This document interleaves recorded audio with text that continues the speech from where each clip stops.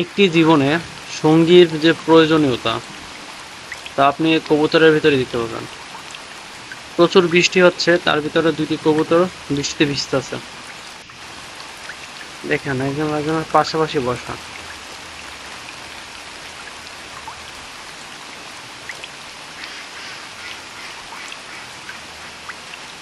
মানুষের জীবনও তেমন। মানুষ একটি সামাজিক প্রাণী।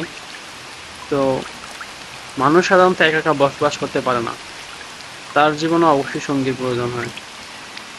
ঠিক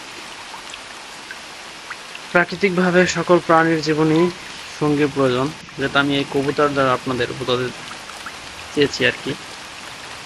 কিন্তু বৃষ্টির ভিতরেও তারা কোথাও আশ্রয় নেয়নি, এরা দুজন বৃষ্টিতে ভিজতেছে। রোমান্টিক ব্যাপার।